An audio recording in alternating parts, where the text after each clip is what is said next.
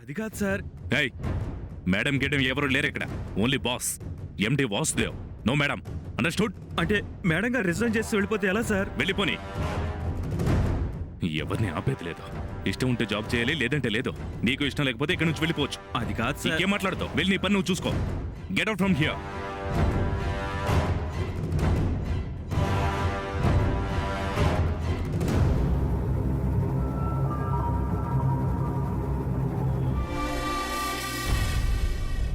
అక్క ప్లీజ్ అక్క, నా మాట వినక్క.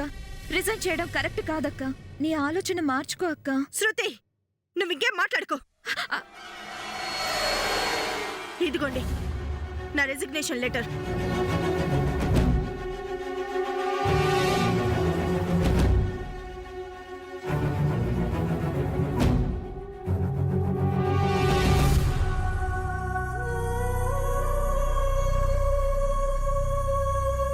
ఈ రోజు ఈ ఆఫీస్కి నాకు చివరి రోజు. ఇక ఈ ఆఫీస్ మొహం కూడా చూడను. ఈ ఆఫీస్కి నాకు ఇక ఏ సంబంధం లేదు. Good bye. వెయిట్. నీ మనసుకు నువ్వేమనుకుంటున్నావు? నీ ఇష్టం వచ్చినట్టు తెల్ల పేపర్ మీద రిజిగ్నేషన్ లెటర్ రాసి గుడ్ బై చెప్తూ వెళ్తే చూస్తూ ఊరుకుంటాను అనుకుంటున్నావా? రిజైన్ చేయడానికి ఓ పద్ధతి పాడంటూ ఉండదా?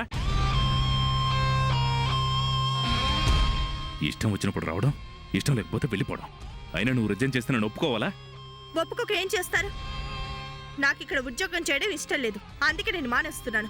జాయిన్ అవ్వడానికి, మానేయడానికి, తీసేయడానికి ఆఫీస్ అన్న కొన్ని పద్ధతులుంటాయి. అంతేగాని నువ్వు ఇలా లెటర్ రాసి టేబుల్ మీద పెడితే సరైన పంపిస్తాం అనుకుంటున్నావా?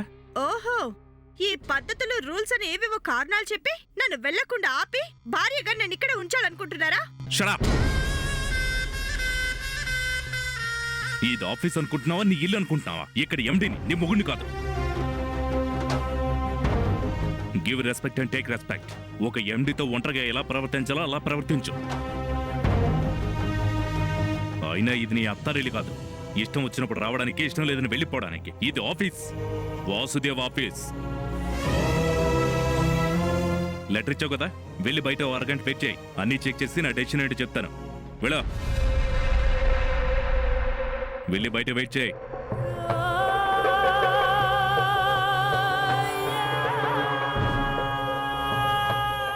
ఏమైందక్క? లెటర్ ఇచ్చేసావా? ఇచ్చేసాను. ఇవ్వకుండా ఎలా ఉంటాను? కానీ అతను పొగరు చూసావా శృతి? నేను రిజైన్ లెటర్ ఇస్తే నన్ను టార్చర్ పెట్టాలి, ఇబ్బంది పెట్టాలని కంకణం కట్టుకుని నన్ను బయట అరగంట వెయిట్ చేయించారు. ఎండి గారిలా చెప్తున్నారంట, పెద్ద ఎండి గారు. నేను అరగంట వెయిట్ చేస్తే ఫైల్ ఏదో ఒకసారి చెక్ చేసి నన్ను పంపించాలా వద్దా అని నిర్ణయం చెప్తారంట. నిన్న కాక మొన్న ఆఫీస్ తీసుకొని ఎండిలా నా మీద పెత్తనం చేస్తున్నారు. నేను చేసిన ప్రాజెక్ట్ ఎంత సక్సెస్ అయిందో ఒకసారి ఆలోచించలేరా? చేస్తాను, అరగంట వెయిట్ చేస్తాను. ఆ తర్వాత ఇంకెప్పటికీ ఈ ఆఫీస్ వైపు కూడా చూడను. నిర్ణయం చెప్తారంట, నిర్ణయం.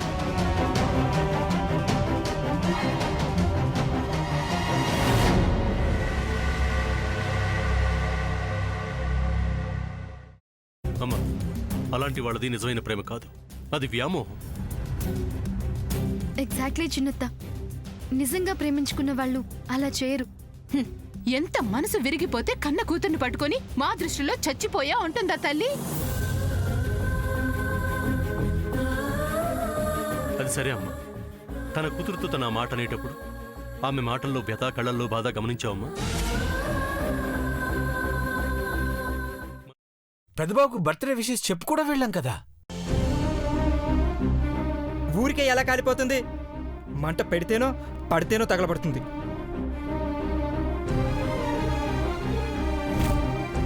కరెక్ట్ చిన్నబాబు, నీకొచ్చినట్టే నాకు డౌట్ వచ్చింది. పార్వతే షర్టును తగలబెట్టిందనుకుంటా.